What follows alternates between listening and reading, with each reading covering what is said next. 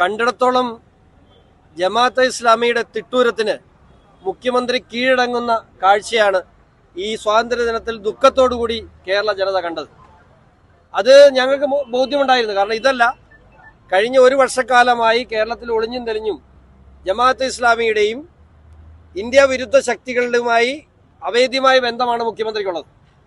അതുകൊണ്ട് തന്നെ ദേശീയ വന്ദേ മാതരം പാടില്ല എന്നുള്ള കാര്യത്തിൽ ഞങ്ങൾക്ക് ഒരു സംശയമില്ലായിരുന്നു. പക്ഷേ മിനിങ്ങാന്ന് മുഖ്യമന്ത്രി പറഞ്ഞപ്പോൾ ഞങ്ങൾ പ്രതീക്ഷിച്ചത് പാണക്കാട് പോയി അനുമതി മേടിച്ചിട്ടെങ്കിലും വന്ദേ മാതരം പാടാനുള്ള സാമാന്യ മര്യാദ മുഖ്യമന്ത്രി കാണിക്കുമെന്നുള്ളതാണ്.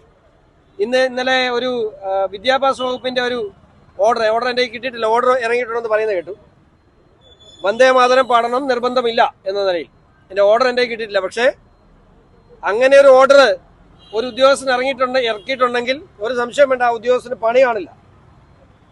ഈ രാജ്യത്തിന്റെ ദേശഭക്തി ഗാനത്തെ അപമാനിക്കുന്ന തരത്തിൽ ആരുടെ ഭാഗത്തു നിലപാടുണ്ടായാലും അതിനെതിരെ BJP ശക്തമായ നിലപാട് സ്വീകരിക്കും. ഇന്ന് ഇതേ സമയത്ത് കേരളത്തിൽ 15,000 കേന്ദ്രങ്ങളിൽ വന്ദേ മാതരം പാടിക്കൊണ്ട് നമ്മുടെ പതാക ഉയർത്തുകയാണ്. അതുകൊണ്ട് അത് സംരക്ഷിക്കുക ഞങ്ങളിവിടെ ഉണ്ട്. പക്ഷേ ഒരു ഫെഡറൽ സംവിധാനത്തിന്റെ മര്യാദ, ഒരു രാജ്യത്തൊരു നിയമം ഉണ്ടെങ്കിൽ അത് അനുസരിക്കാൻ കേരളത്തിനും ബാധ്യതയുണ്ട്. കേരളം ഇന്ത്യ മഹാരാജ്യത്തിന്റെ ഭാഗമാണ് എന്നുള്ളത് ബഹുമാനപ്പെട്ട മുഖ്യമന്ത്രി മറക്കരുത് എന്ന വിനയപൂർവ്വം ഭാരതീയ ജനതാ പാർട്ടി ഓർപ്പിക്കാൻ ആഗ്രഹിക്കുന്നു. പാടാൻ ഞങ്ങളുണ്ട്, പക്ഷേ പാടിയില്ലെങ്കിൽ ഇത് മോശമായ ഒരു മെസ്സേജാണ്.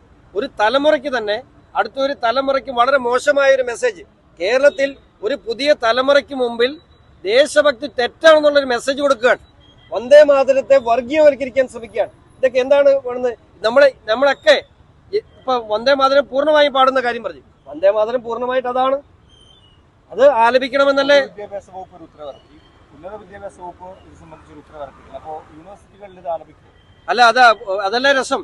പൊതുവിദ്യാഭ്യാസ വകുപ്പ് ആരുടെയിലായിരിക്കുന്നേ? മുസ്ലിം ലീഗിന്റെ. ഉന്നത വിദ്യാഭ്യാസ വകുപ്പ് ആരുടെയിലായിരിക്കുന്നേ? കോൺഗ്രസിന്റെ കയ്യിൽ. അപ്പോ വിദ്യാലയങ്ങളിൽ കുട്ടികളെ, ഞാനൊരു കാര്യം പറയട്ടെ, ഇപ്പോ വന്ദേ മാതരം പൂർണ്ണമായും ഇപ്പൊ എല്ലാവർക്കും ആലപിക്കാൻ പൂർണ്ണമായി അറിയാമെന്ന് എനിക്ക് തോന്നുന്നില്ല. പക്ഷെ നമ്മൾ ഇതൊക്കെ മുമ്പുണ്ടായിരുന്ന ആ ചെറുതായിട്ടുള്ള വന്ദേ മാതരം എല്ലാവർക്കും അറിയാം. എന്താ, നമ്മൾ സ്കൂളിലാ പഠിച്ചത് അല്ലേ? നമ്മൾ സ്കൂളിലാ പഠിച്ചേ. അപ്പൊ ആ സ്കൂളിൽ ആലപിക്കണ്ടെന്ന് പറയുമ്പോ കൊച്ചു കുട്ടികൾക്ക് പോലും ഉള്ളിലേക്ക് വിഷം കുത്തിവെക്കുകയാണ്. അപ്പൊ ആരാണ് പൊതുവിദ്യാഭ്യാസ വകുപ്പ് ഭരിക്കുന്നത്? മുസ്ലിം ലീഗ്. അപ്പൊ മുസ്ലിം ലീഗിന്റെ അജണ്ട മുഖ്യമന്ത്രി നടപ്പിലാക്കുന്നു.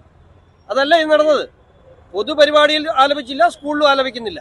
അപ്പോ ജമാഅത്ത് ഇസ്ലാമി വഴി മുസ്ലിം ലീഗ് നടപ്പിലാക്കുന്ന ആ തിട്ടൂരം മുഖ്യമന്ത്രി ജമാഅത്ത് ഇസ്ലാമിയുടെ തിട്ടൂരത്തിന് കീഴടങ്ങിയിരിക്കുന്നു, അതേ പറയാനുള്ളൂ. പക്ഷെ ഇതുകൊണ്ട് ഒന്നും തോറ്റുമടങ്ങുന്നവരല്ല ഭാരതീയ ജനതാ പാർട്ടി. രാഷ്ട്രസ്നേഹത്തിന്റെ അടിസ്ഥാനത്തിൽ, ദേശസ്നേഹത്തിന്റെ അടിസ്ഥാനത്തിൽ മാത്രം നിലനിൽക്കുന്ന, അതിനുവേണ്ടി മാത്രം മുമ്പോട്ട് പോകുന്ന രാഷ്ട്രീയ പ്രസ്ഥാനമാണ് ഭാരതീയ ജനതാ പാർട്ടി.